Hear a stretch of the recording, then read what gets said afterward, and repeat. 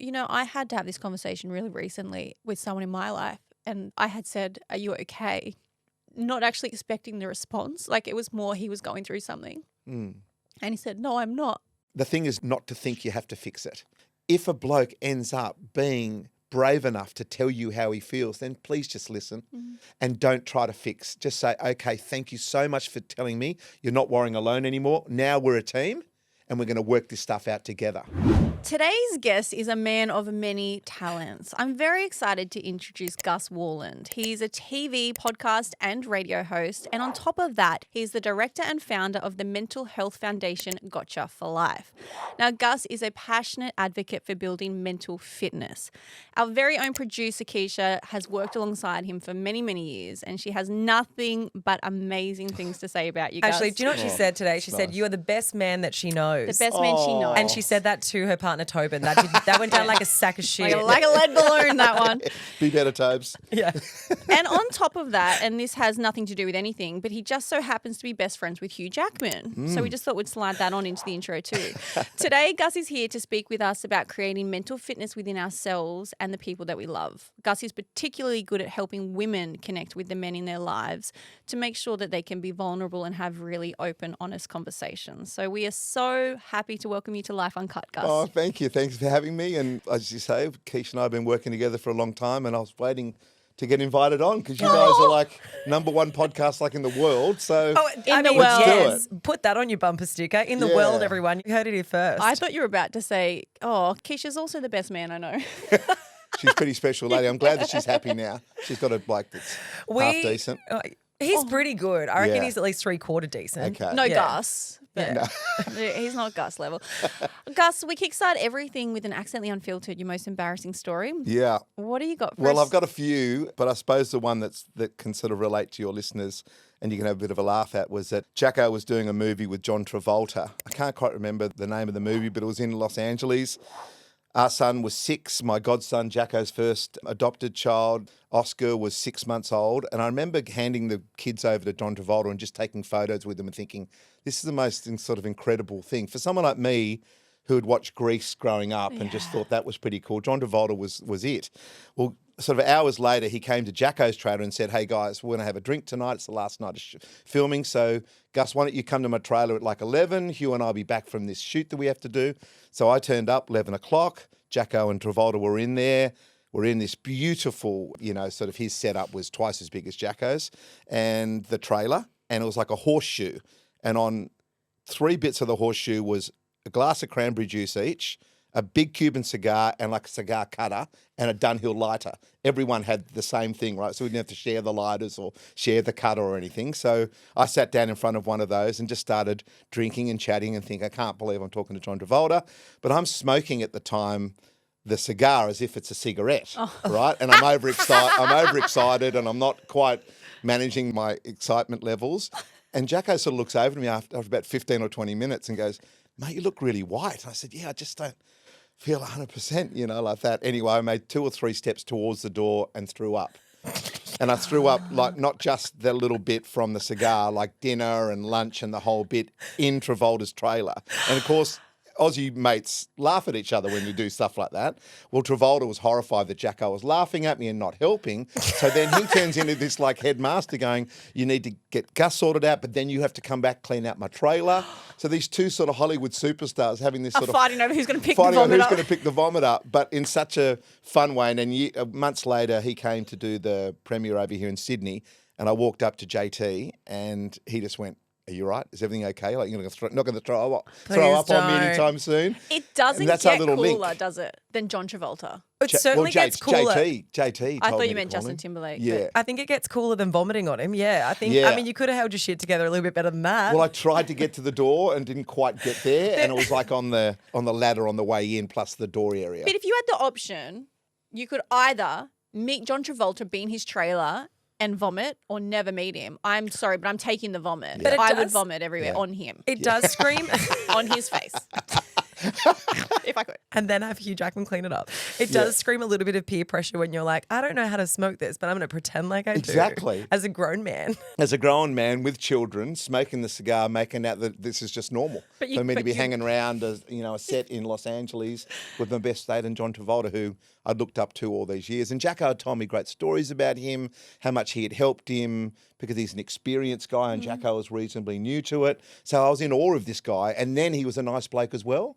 I mean, you guys would have met people in your life. You go, please be as nice as I hope you're going to be. And John Travolta was that for me. So it was just a double whammy. I mean, I was going to ask you this later on, but we're kind of here now. How did you meet Hugh Jackman? Like, how did you guys become best friends? Because this isn't like we both work in media. No. This is like a childhood friendship. Yeah, so we went to Pymble Public together, which is a little public school in Pymble. My mum went to Pymble. Did she? But the girls' school. Oh, She went to Pimble's Ladies College. She went to the girls' school. Very different. Well, a lot of girls from Pymble Public would then go to PLC, so we're only within a couple of kilometres of each other. Oh, yeah. So 5th grade, Mrs. Fairbrother, our kindergarten teacher, and I remember her saying, and we were all sort of trying to work out who's who in the zoo, they said, okay, turn to someone, grab their hand and walk into the classroom.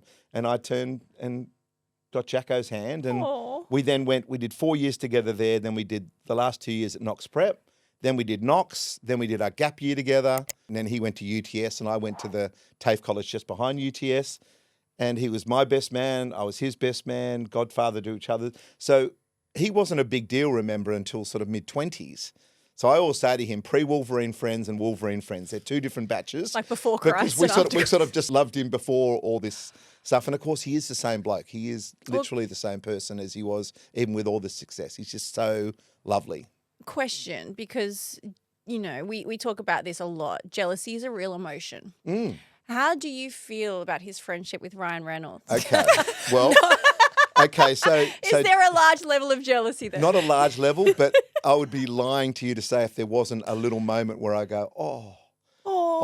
But then I know the two of them and their friendship is doing a whole lot of good, and obviously it's a fun movie.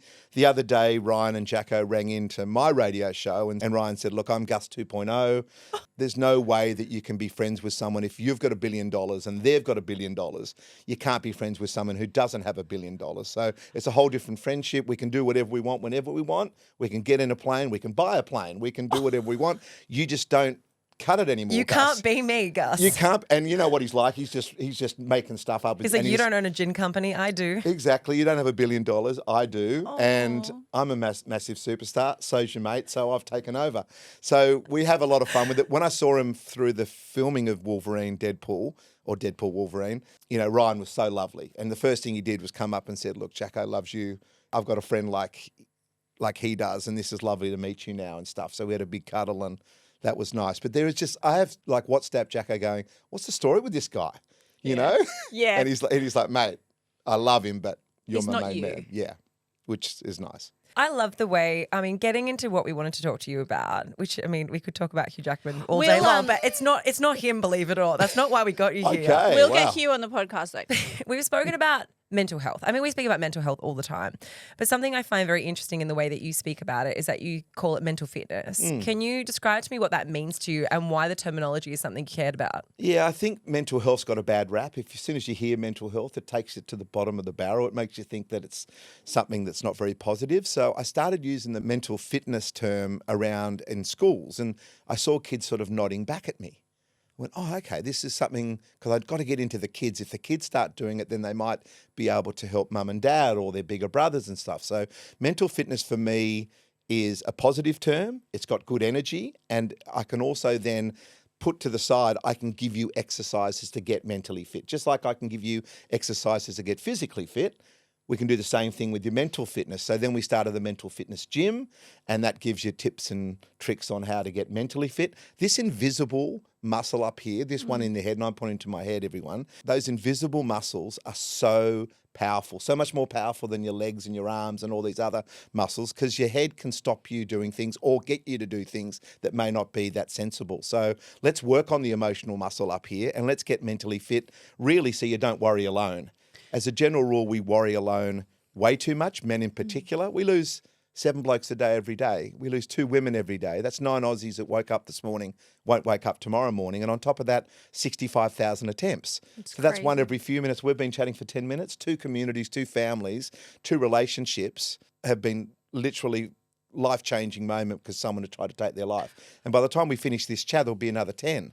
So I don't want to live in Australia like that. It's such a big conversation, but I would be surprised if there is anybody listening to this episode who has not been affected by someone, whether it's within their family or within their close community, who has taken their own life. Absolutely. Because it's But that statistic slaps you straight in the face, doesn't it? It makes you really stop. When you say, in the time we have been talking in the last 10 minutes, there's 2 people that have taken their life, Yep.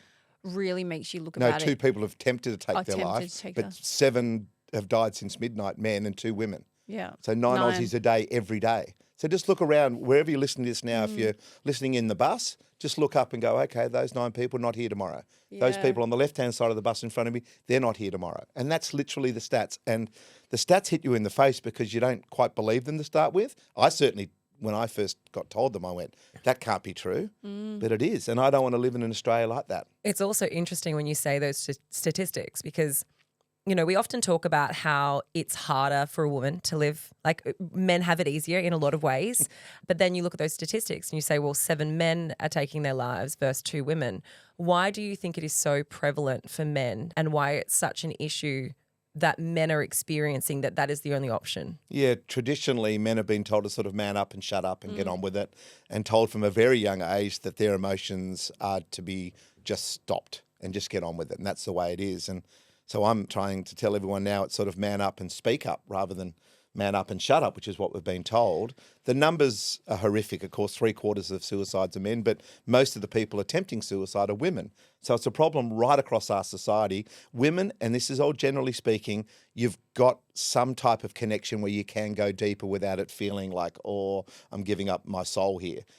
Girls, Or feeling humiliated? that's right, where blokes just go, I should be able to handle my own stuff because I've been told all my life. Ads on telly tell me that. The movies tell me that. All these heroes, they're not crying and asking for help. They're just getting on with their stuff. Well, I like the way that you refer to it as mental fitness, as a muscle, because when we think about our body, we think about, oh, we need to stay healthy and fit for our cardiovascular system, for aesthetic reasons, for whatever reason it is, to live longer. The brain is also a muscle that you do need to exercise and work out. And I think leaning into what you just said, women probably do it more without even knowing. Like we get to exercise that muscle every day with the conversations we have with our friends or our mother, or we're more open to therapy. Traditionally, that's the case. And all I'm saying to guys, you don't have to burst into tears every 5 minutes or have it deep and meaningful all the time, but have someone in your life that's got you for life.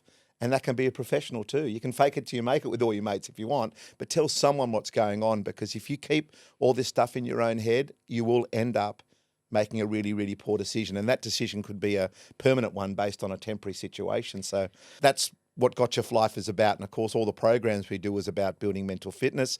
Kids get it in schools, corporates get it, leaders get it. We just need to get the word out more. Gus, what happened, or was there something that happened in your life that made you care about this? Because I think a lot of people are aware of it, but I think it takes something specific to actually care as deeply as you do. I agree. Mate of mine, loved him, mentor of mine. He was my cousin's boyfriend, then my cousin's husband. And my dad had left the family home when I was quite young, so this bloke took on that role, and I just adored him so much. And every time I needed some help, you know, what do I say to the girl? What, should I invite her to the formal? What subject should I do at school?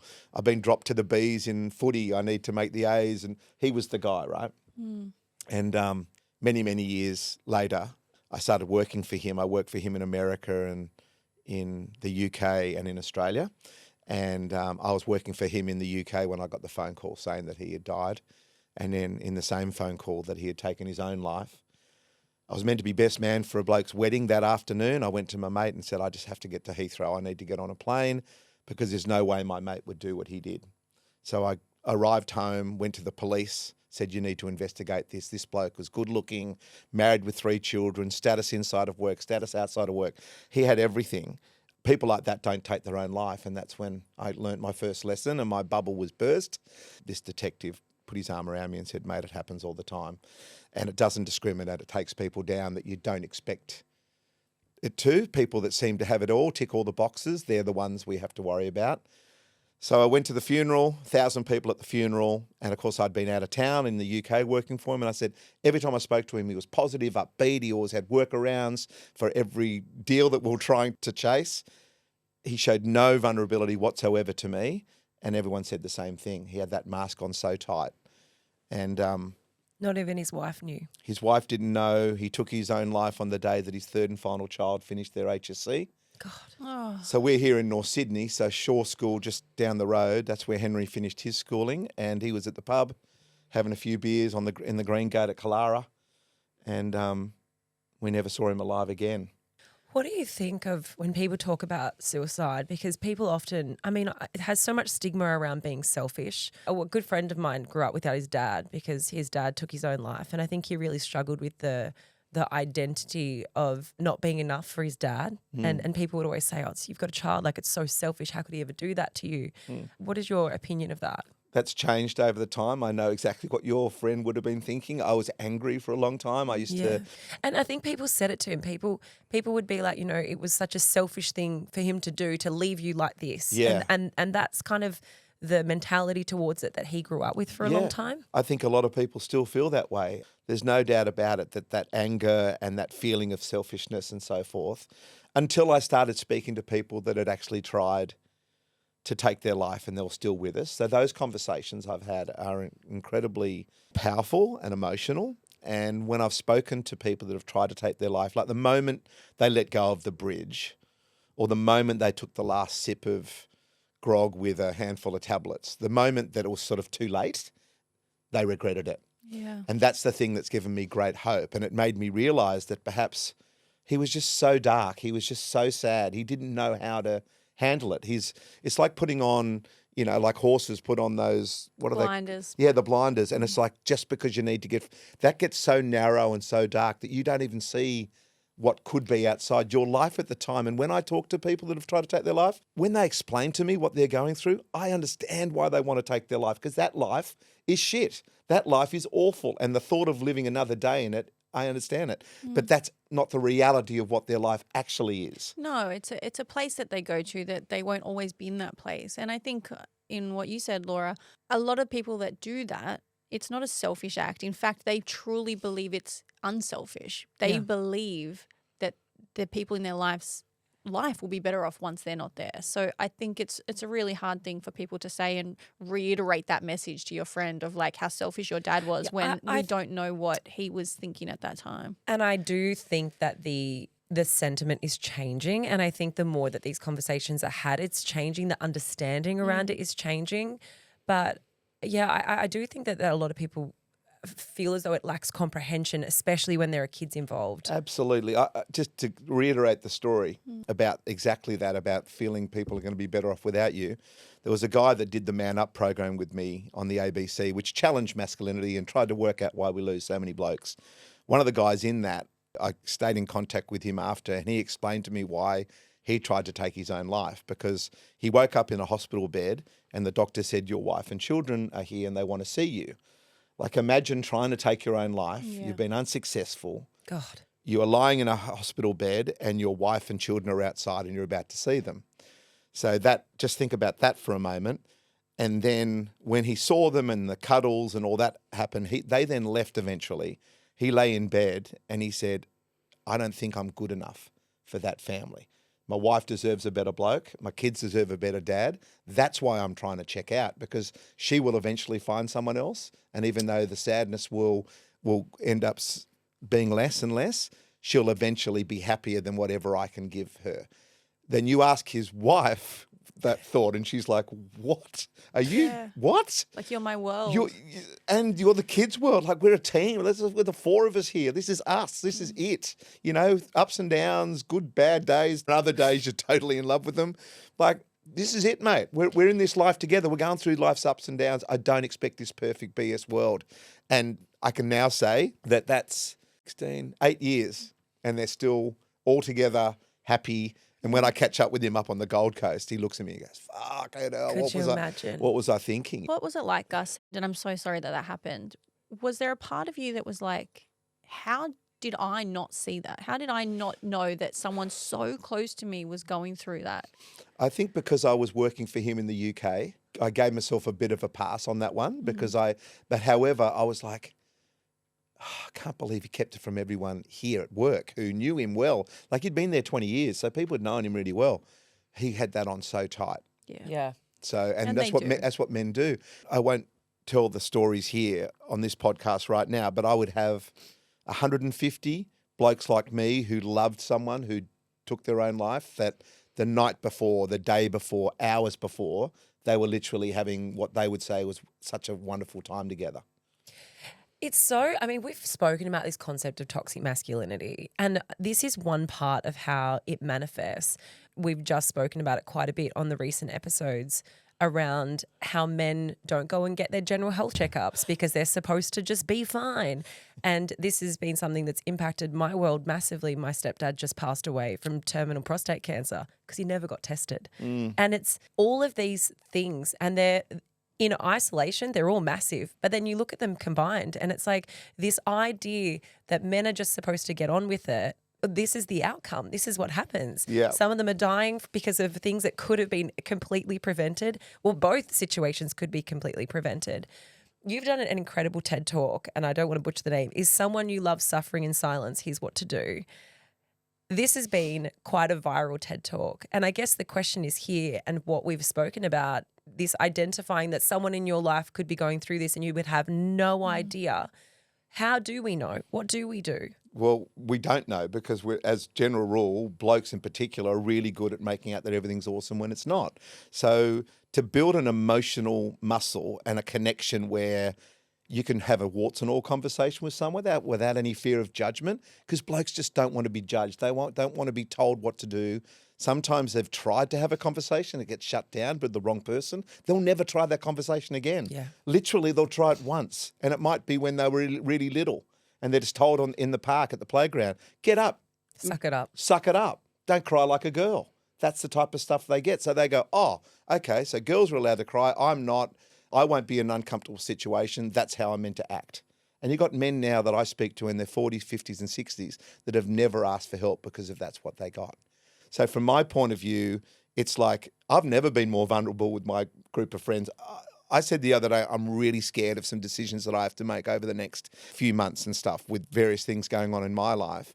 And blokes just go, what do you mean? I said, I'm scared stiff. And they're like, but you go well, like you're going well, like you got all this stuff going on. I go, mate, I could fuck it up any time now. Like we're always on that sort of verge, trying our best to do stuff. I'm telling you, and it just makes people feel better. Talking about the TED Talk, I spoke to all these speakers the other day about the TED Talk, and I said I was so frightened the night before. Of course my you wife were. was like, all right, mate. Get into bed. Like she was jet lagged. She wanted to watch and feel good about it. And I told them how scared I was. And until I got up under that red dot and I went, oh, I've got it. I've got it. But up until that moment, I had no idea that I'd got it. And it made people feel better that someone they thought would be handling everything with no dramas was actually going through a human condition. And I think vulnerability in a way is contagious. Like when you open up a conversation and are vulnerable to someone, you're giving them the okay to do it back. Exactly. Which is why it's so important to take the mask off and be honest. Because I can guarantee you the relief a man would feel when another man opens up, oh my God, thank God I'm not the only person. Like even if that's their internal monologue might be enough to make a difference that day. That's exactly right. And all it needs is one person be brave enough to go, this is how I feel. It's hard though because it depends on the family, it depends on the culture. And I know that in the people that we surround ourselves with, absolutely vulnerability is a beautiful thing, but vulnerability can also make other people feel uncomfortable. And that's why, especially in terms of death, we as a society deal with it so badly. And I mean, for example, I have a very good friend. When we were at university, a friend of ours, she passed away. And at the time, my girlfriend, they were in a car together. And I remember her saying, no one ever brought it up. They pretended like it didn't happen.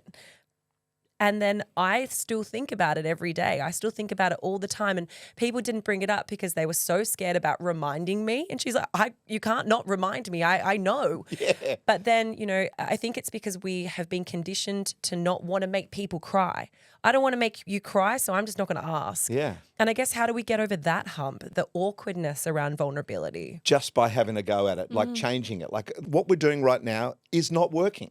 If you did a podcast and no one listened to it, you'd go, okay, we're going to have to change it up here. Yeah, and I cry on every episode at the moment. But that's bloody fantastic, right? Because you'd be looked upon as a strong woman who's doing well in life, blah, blah, blah, and you're showing true emotion. That's awesome. But at the end of the day, people say to me, how do I start the conversation? Bumble and fumble your way through it. Or send them a simple text message just saying, want to have a conversation with you. It's going to be a little bit deep. Don't quite know what to do. Can we go for a walk tomorrow? Rather than having a beer on Saturday at the footy, let's have a walk together. Do something differently, because at the moment, the number one way to die as a young Australian male is suicide. 7 men a day, 2 women, 65,000 attempts. Stop doing what you're doing and do something different. And if that means you're going to be uncomfortable, well, tough. It's have to be uncomfortable. But the more you practice it, it's just like going to the gym. I've lost 40 kilos 4 times in 10 years, right? So I'm at the moment on my way back down again, feeling good about life. 3 months ago, I walked into the gym. I felt ashamed. My membership wasn't up to scratch. They thought that I'd left. I forgot my towel. I didn't have my bottle. I forgot my towel. Like the girl at the front It was counter's that looking low at. point. They're like, you've not been here for a while. You didn't even bring a towel. Yeah, like you're literally, mate, you're having a Barry Crocker. So I'm there like that.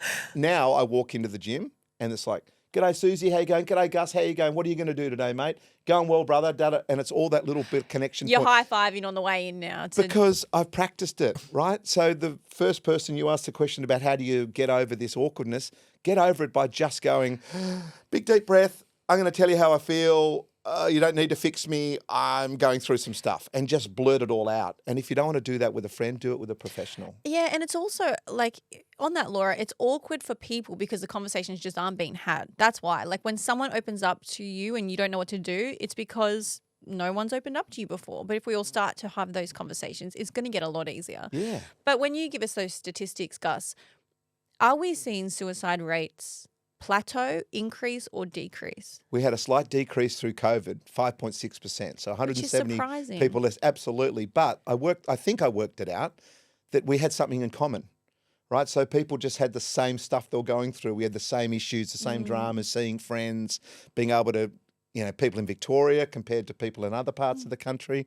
So we had something that we went, you know what, we're all in this together. And the Aussies love that. Coming out of that, the pressure that comes with the finances puts onto the relationship. Yeah. I expected to have an increase. We haven't, touch wood. But I reckon we're hanging on like it's a cliffhanger at the moment. We're literally hanging on for dear life because those numbers at some point when people are under so much pressure are bound to increase. But it's all about emotional muscle and working that emotional muscle, which means we're going to have to start getting uncomfortable. It's interesting what you say about COVID because so many people, I remember the news at the time, everyone was like, it's going to increase. It's going to increase. We're going to have this absolute that's going to be the second biggest killer. We've got COVID and then it's going to be people who can't handle the current situation. But you mentioned this idea that we all had something to work towards. We all had this thing in common. Yeah. Do you think then it's sense of community, it's sense of village, it's sense of having a shared interest? Like what do you think is it that's the thread that keeps people feeling as though they have something to be connected to? Well, when I do my keynote now, it's all about village. So that's what I've taken from what you just said. I think all of that is right, but you just think village is an easy one to think of because I get people to write down a list of the people that they love and adore. Most people have never written that list ever before. You've got them in your head, the people you love, of course, but have you ever written the list of people that you love and then gone to work on, could I do better with that person? I'm probably doing really well with that one. Oh, maybe I should give that person a call. Make those connections with your village the most important thing in your life because believe me, work, they can chop you any minute. Life can do all sorts of stuff to you. Your people, your village are the most important. So for me, having that village around you that knows everything about you, having those warts and all combos without any fear of judgment, that is the best thing you can do as a human being because you'll go through good and bad together that way. it's something that it gets trickier as you get older. Your network gets smaller. You know, Yeah. there's some statistic that like every 7 years you lose half your friends or something. Not lose them in the way we're talking about, but Yeah. you just lose connection with them. Yep. Do you think that there is something to be said around the friendships and working on those connections as we get older? Because I think there's so many people that get into their 60s and their 70s and they look around and they go, I don't really have many friends left. I've got family. My nana has more friends than me.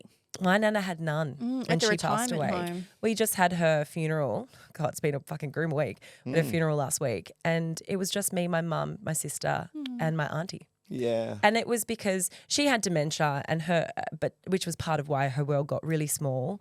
But I do remember her being like, family's enough, I don't need friends anymore. But it made her world tiny and probably very unfulfilling. Yeah. Well, from my point of view, it's all about your village and your friendships, but you need to work on them. And people do stuff to you too, and you just like get so disappointed the way they react to something or they've let you down or whatever. Most of us just go, oh, okay, that's it. They're not my people anymore. And that's okay, but I would prefer to go back and say, why did you do that to me? I thought we had this connection. I don't understand it. Like I've got WhatsApp groups come out of my yin-yang. I went to a retreat in Bali, when was it? About a month ago. Within 3 days, I'm like, right, we've got to have a WhatsApp group. This is us, because we had breakfast, lunch and dinner together. We did treatments together. We did yoga together, went for walks together. Now we're swapping, have you been able to get the new recipe for this? Because we want to eat a certain way and we don't want to be eating carbs and blah, blah, blah, all this stuff. I've built a community, but if I hadn't got all their numbers, It wouldn't happen. it wouldn't have happened. And people go, oh, I wish I had, or I wish I had taken that phone.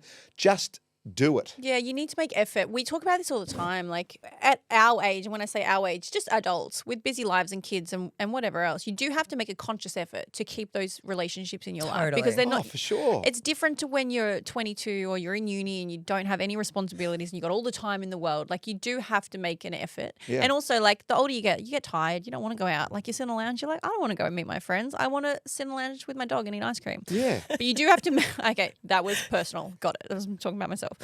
I'm with you though. I mean, Scooby and I love it. Just up on the sofa. Is beautiful. that actually your dog's name? Well, Scooby? Scooby. Original. Scooby. I like it. Yeah, she's a girl too.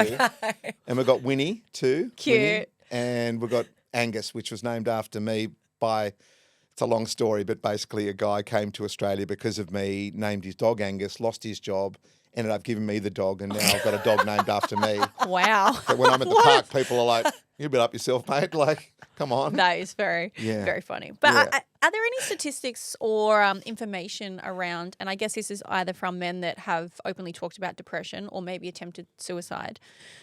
Are there any information about what is the leading cause of attempted suicide and depression? Like what is the one thing that a man is feeling? And I say that because I wonder if it's economical pressure or I wonder if it's like the person that you spoke about earlier who says, I just don't feel good enough for my family. What are we looking at? Two main things, you said them both, relationships and money.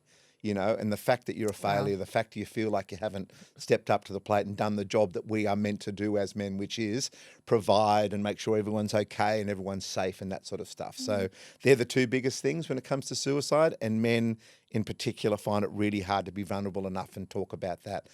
Every time you do, like, okay, I had a men's group the other day, 287 blokes, Avalon Surf Life Saving Club. I had to open up the entire Surf Life Saving Club because we had people coming from everywhere. 287 blokes. One night, Tuesday night, horrible weather. They all turned up. And within 5 minutes, they're like, he feels the same way as I do. And then, this old bloke says, that's how I've always felt and I wish I could talk about it. I felt this way when I was 18. Now I'm 76. A 16-year-old boy stood up and said in front of his dad, I've been thinking about killing myself for the last 3 months. Oh, my God. His dad never heard that before. So we had this moment where 287 blokes, we all came together with the kid and the father in the middle, just having the biggest cuddle. That was the start of the night. 3.5 hours later, everyone's going, I had no idea. I thought I was the only one. Yeah. I thought I was the only one that didn't quite feel like I was nailing life. And life really is your relationships with your loved ones, your children and so forth, having enough money to go and do things, keeping up with the Joneses, all that jazz, perhaps not being able to do it in bed anymore, all this sort of stuff. And it all just goes in this melting pot and blokes end up thinking, I'm no good.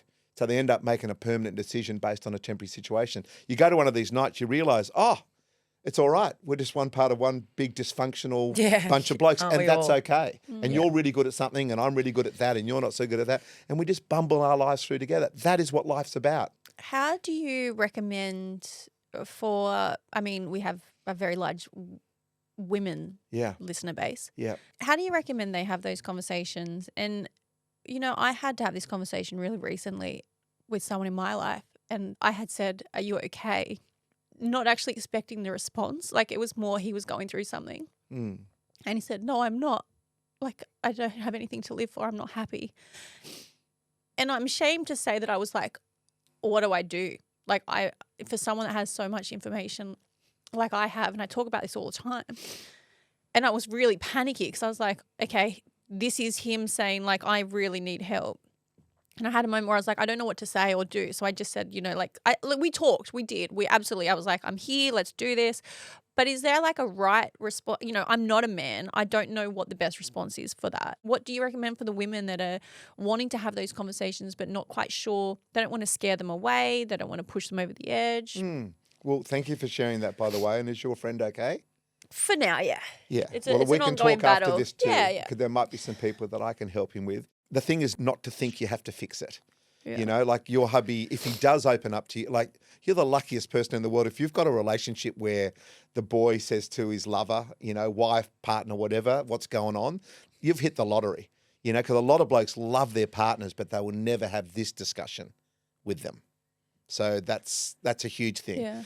If a bloke ends up being brave enough to tell you how he feels, then please just listen and don't try to fix. Just say, okay, thank you so much for telling me you're not worrying alone anymore. Now we're a team and we're going to work this stuff out together. And that's all you really need to say at that moment. Blokes want to fix things all the time. They don't necessarily are very good listeners.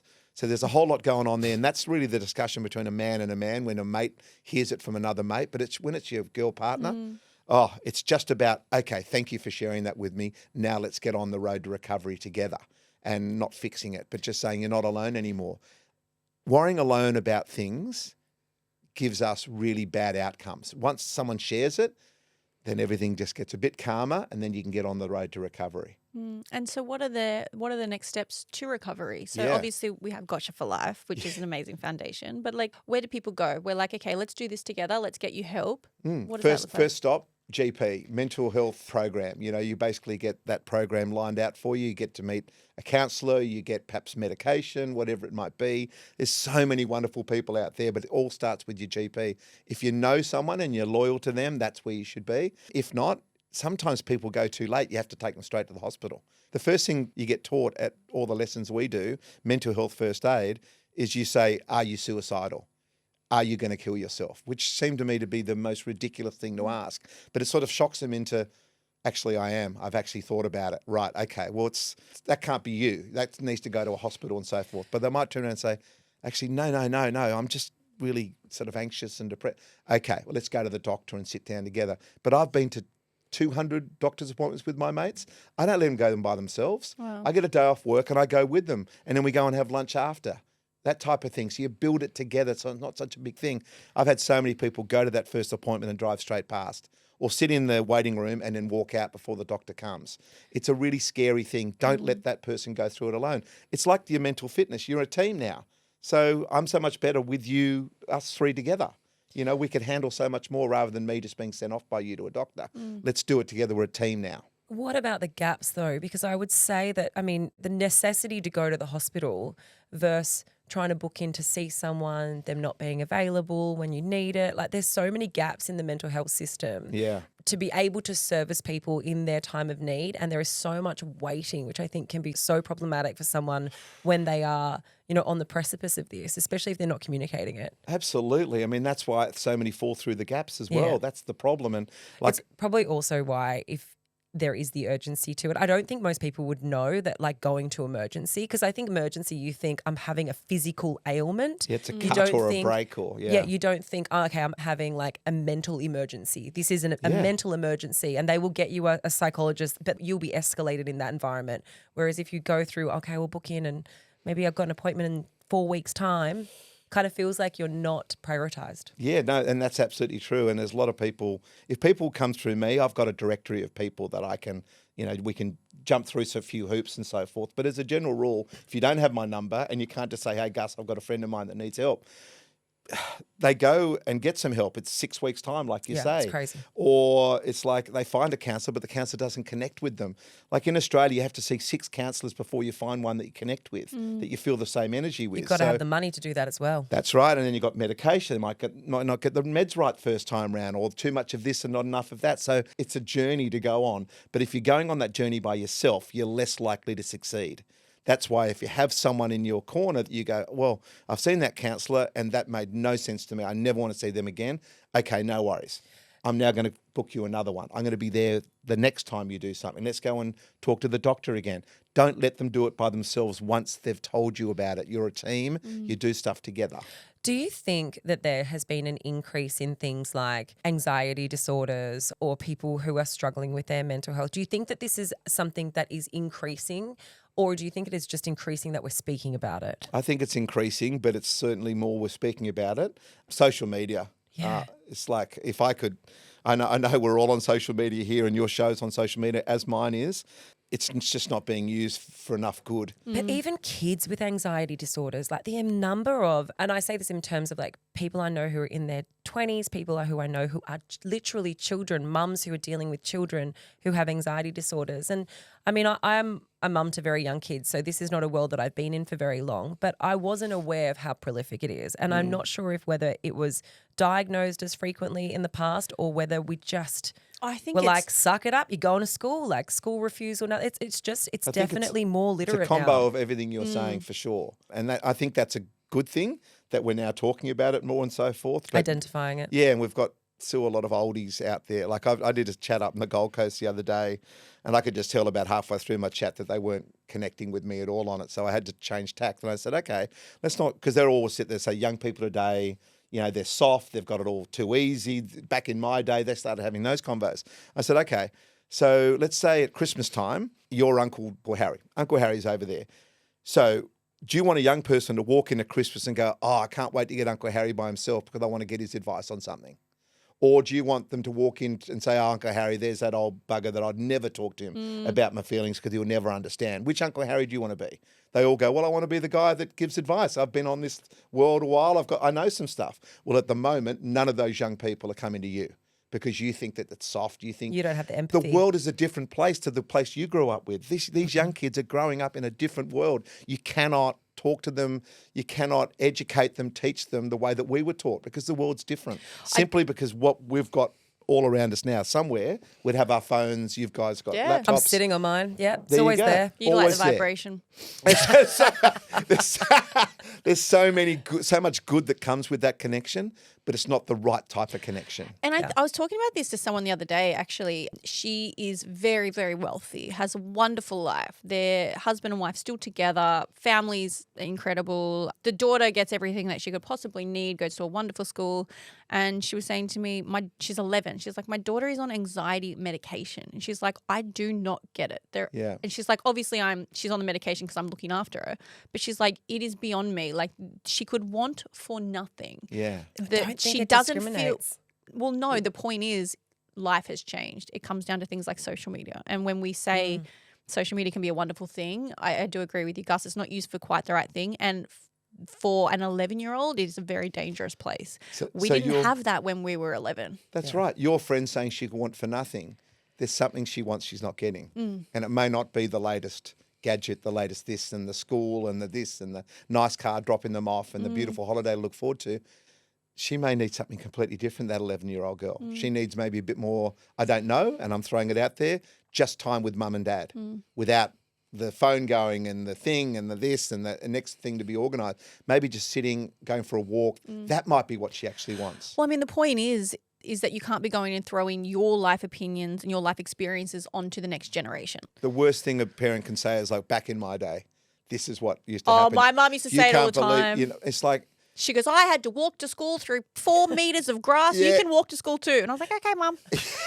but honestly, this world is so different to everyone else. You just got to sit there and go, okay, what are you going through? And listen. Like parents are terrible at listening. We're just really good at telling this is what we need to happen, blah, blah, blah. Just sitting down and having a conversation where it goes both ways. It's so interesting you say that because I find like the times where I get the most information out of, especially Marley, because she's old enough to have a conversation with me, is at nighttime. We're going to bed and we've got time to be calm and I'll lay down in bed next to her and that's when all the stuff comes out. That's when the bad bits of the day comes out. That's when she talks to me about, you know, one of the boys that was mean to her or something that happened at school and she's had it bottled up all day. Yep. But it's been so quick and everything's moved from dinner to bath to like that she hasn't had the moment to say like, oh, mummy, this made me sad today or how she felt about it. And But you created the connection point, the moment for her to feel safe enough to talk about it at bedtime. Yeah. Right? And she might have, even at her young age now, okay, that's the time I'm going to tell mum. we can talk 'Cause, about these things. You know, but let's say you're away with the show or you're away doing something else, you're not there and something happens. You want to build a relationship with her where you can FaceTime and you go, Mum, I need to talk to you about something. And that'll come. Yeah. But now she's got that one safe place. That is brilliant. Most of us are so busy, we miss all these little connection points. And it gets to the point, we had 153,000 school kids go through our programs last year. It's a lot of kids. 73% said that they cannot talk to their mum and dad about the stuff that's truly going on because they go home and there's a little moment and then dad will have phone will ring or mum will say, oh, I've got no time for this. There's a drama, there's a situation, the moment is lost. They're busy. And they never talk about it again. The mums and dads, if they were told, your kid's about to tell you something really important, of course the parent will go, I'm not picking the phone up. I'm not worrying about anything. Yes, you've got my full attention, but we never have that moment, right? It's never perfect. So the moment gets lost. And they would be horrified as parents to know that they've missed those And then, times. of course, it builds and builds and builds in someone's tummy Yeah. to the point where it becomes anxiousness, depression, or God help us, something to do around suicide.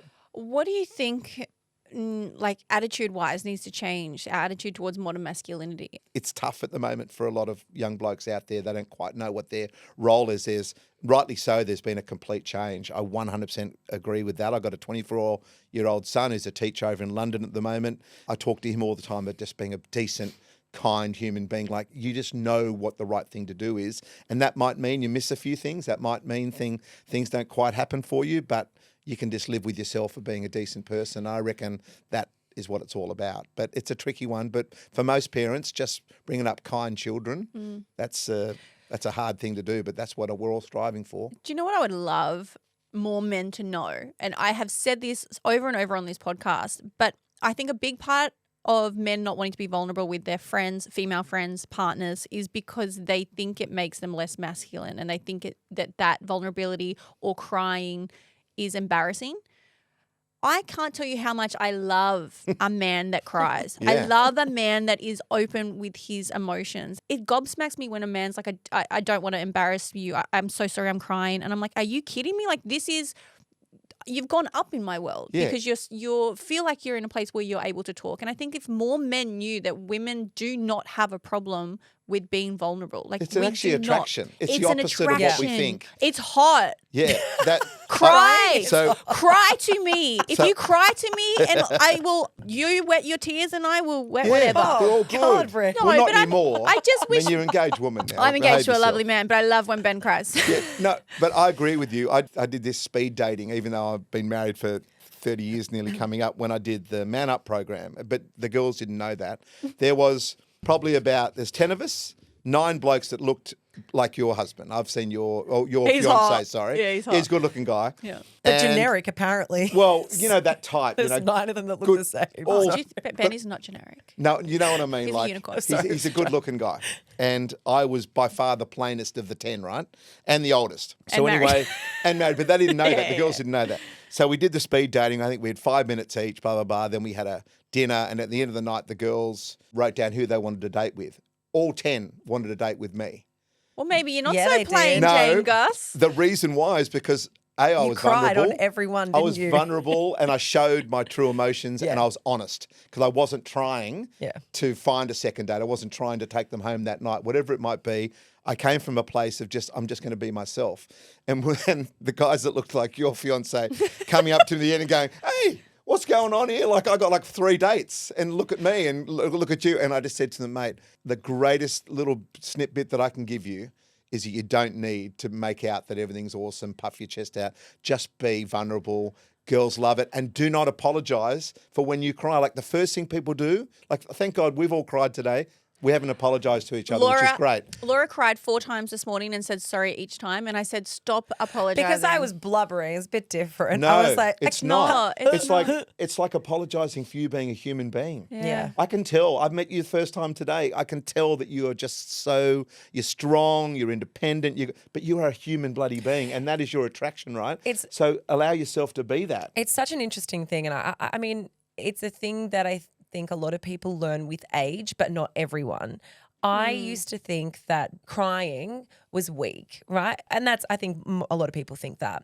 And I go back, I said this before on the podcast, but if you haven't heard it, like going back to when we did The Bachelor a million years ago, I was like, I'm never going to cry. I'm not going to cry because people who are watching this are going to think I'm pathetic. So I was so steadfast. And then it was almost the opposite because I felt all the things. I just did it not on camera, did it to myself. I cried at nighttime, but I was always very stoic. And it was because I was so frightened of embarrassing and humiliating myself. But watching it back, I was like, no, I come across as cold. And then it really changed my opinion around what and how people are perceived. Because I was like, well, if you're strong and you're stoic, you're perceived as though you aren't affected by something and you don't need help and everyone thinks you're fine. And I was so not fine. Yeah. And to me, there was such a level of how disingenuous it was to how I was actually feeling. You're not being a now I human cry being. all the time. Well, and that's great because and there's strength in that, I think. It's not. I think it's an absolute vulnerability lubrication. You heard it here first, everyone. Vulnerability is hot. It is, and I tell you, and you girls, the way that you are and the strength that you have in this podcast, if you at one point just did that, just spoke about that, being vulnerability is a strength, vulnerability is awesome, vulnerability is hot, whatever you want to call it, that would do us the world of good. We've probably just created a new wave of monsters, men that just have heard this podcast and they just turn up at a date and cry. Like they put their drops in. They're like, I've got this. I know how to get a panties off. Sorry, I'm just healing at the moment. I mean, I just give me a moment and everyone's like, let's just go home to my house and talk. It's why we all love the broken bird, right? That was me back in the day anyway. The only other thing I wanted to ask, because it was a term I hadn't heard, and producer Keisha wrote it down, the second mountain. What does this mean to you? Yeah, there's a book. It's a fantastic book that's out there, and I must have bought it 20 times for 20 different people and sent it to them all around the world. It's basically, you feel like you've made it, or you feel like your life is like, okay, I'm really comfy and life is really good. So it's a bit like walking up a mountain. You think, oh, that's the peak. And then you get to the peak and you go, oh, there's another one. There's another one, and it's the second mountain. The second mountain is actually the one. That's the one that you're meant to be. So everything has got you to that first mountain that you think is what it's all about, the success and the celebrity or the money or whatever it might be. Oh, no, my real destiny is this one over here. And I'm going to take everything that I've learnt to get to where I thought I was meant to be and go to that next bit. And that basically takes all your ego out. It makes you realise that you're just a human being and you're actually on this earth for not a very long time, and you need to make sure that you leave it in a better place than where you started. And for me, Gotcha for Life was my second mountain. I was 38 years of age. I was a salesman. Jacko and I came up with this idea for this ridiculous cricket show where I'd travel around the world following the Australian cricketers. We somehow did 20-odd episodes, 3 different shows, and then I end up on breakfast radio. My first gig ever was breakfast radio Triple M. And I'm thinking, here I am. People don't just end up on breakfast radio. Like you're obviously a very talented man to have just fallen into that. Well, I did an Aussie Goes Barmy, an Aussie Goes Bolly, which was in India, and an Aussie Goes Calypso in the West Indies, and I was promoting an Aussie Goes Calypso on Triple M in Melbourne on their brekkie show, and the boss was in a cab between the airport and the radio station. And he turns up and goes, this guy can tell a story. We need a new breakfast show in Sydney. And that's how that all started. That was 2009. I'm still on Triple M now. But in 2016, when I did Man Up and then I started Gotcha for Life, like we've raised $20 million now. It's amazing. Not a cent from that's incredible. Not a cent from the government. So that's mums and dads, 5s, 10s and 20s going, I believe in what you're doing. This is going to help me. I want to prevent someone else going through what I'm going through. That's what it's all about, right? We're 8 years in. My wife and I do it together. Like it's just the most extraordinary thing that we've found ourselves in, and I don't want to do anything else. And that's my second mountain. So that's what I'm actually here for. All the other stuff was like a bit of a bit of a dress It was rehearsal. bit fun though at the start. Oh, mate, don't worry. I still need the balance of radio and having like Yeah. lovely mornings with you guys here. No, Because, it's I'm amazing. going to a thing at lunch today, which will be very difficult, very emotional. So I need the balance in my life. You need to be able to have the laughs and the light with the heavy. Yeah, like sometimes I come into Triple M in the afternoons and I'm like, I walk straight into our producers meeting and I go, guys, you need to help me today. Yeah. And that means to them, I don't need to go into it. They just Been know people. that I've had a very emotional day and I'm going to need a bit of warming up, because this is nonsense compared to what I've just left, which was Totally. sadness and trauma and all that. Yeah. So they're like, we got you, big man. We got you, big man. And everyone gets up and we hug each other. Within half an hour, do a couple of pre-records, go and have a coffee and I'm back with my team again. I feel great. But if I went, no, I've just got to be stoic here, and I'd muck it up. That vulnerability is really important. And then you also work out who your people are. Because I can't have that conversation if they weren't my people. Because they'd go, mate, just suck it up. We're all got jobs to do. Like, Yeah. you're meant to be on Drive Radio, so just do your job. The fact that I can say that to the producers and my team and they rally, well, it means that we've done something to build the right culture. And Yeah. that's what I do a lot with corporates now, because you need to build the culture to make sure people can be human. Gus, you're a wonderful man doing wonderful things, and please let us know what else people can be doing or where we can find more information. Well, if you go to gotchaforlife.org, it's got all that stuff there. We've got the mental fitness gym, which is no mirrors, no fees, no weights. It basically gives you daily little tips and tricks to get to work on this invisible emotional muscle that we were talking about before. But, there's simple things you can do on a weekly basis, which is like a check-in Tuesday. So my particular socials, it goes out to people, but I do it to, Keisha's right here, your producer here. I send her this maybe every second or third, because I've got a group of people that I try to look after. And I just say to Keisha, what are you out of 10 today? Simple as that. And she's like, I'm looking fire flame under 10. Some days it's a 7, some weeks is a 3, some weeks is higher than that. And I'm like, if it's anything under a 7, then it's a follow-up. Okay, what can I do? A lot of people, just the fact that I got your text, it's given me I've gone from a 6 to a 7. Someone thinking about me, someone caring about me, because we're all out here in this big wide world alone a lot of the time, and it's nice to have a bit of unsolicited love. Yeah. So check in. So put it in your diaries, everyone listening, a certain day, doesn't have to be a Tuesday, but I do a Tuesday, at lunchtime, before you go and buy your lunch or whatever, or before you sit down, or as you're doing it, text 10 mates saying, give yourself a mark out of 10. How are you going today? I've I'm a got blah, blah, 10 blah. friends. You do. Oh, 7? You do. 7's fine. 5, whatever your village is. But whatever it is, let them know that you're thinking about them. Unsolicited love is key. Yeah. And so easy to send a text, right? We've always got our phones with us. That you just don't know what that might do to someone to get a bit of unsolicited love. A little text to go, oh, that's so lovely. And if they're going through a bit of a tough time, hopefully they might say, actually, they'll be honest with you and say, I'm a 3 out of 10. And then you ring them up, you FaceTime them. I'm here for you. What can I do? Whatever it might be. I'm a part of this now. Yeah. Just having those, we're so good in Australia talking about having great mates and stuff. It's BS. We've got to be better. We've got to go from sort of mates to being really proper friends. And Get we up in their grill. just going and watching the game and having a few beers, of course, that's a part of it. Having a family barbecue, I get it. But to have your village, your most important people, knowing that they can talk to you about anything, warts and all, no judgment, that's what a good human being is about. And you need to work on it. Just like your physical fitness, to get mentally fit, you need to work at it. Will not come by just sending the odd text to you now. You have to live it. Well, everything that Gus has just said then, all the links are in the show notes. So if you want to go and find the foundation or his TED Talks, just go check our podcast show notes. Thank you so much for It's giving a us your pleasure. time. It was Thanks, really guys. love to meet you both. Thank you.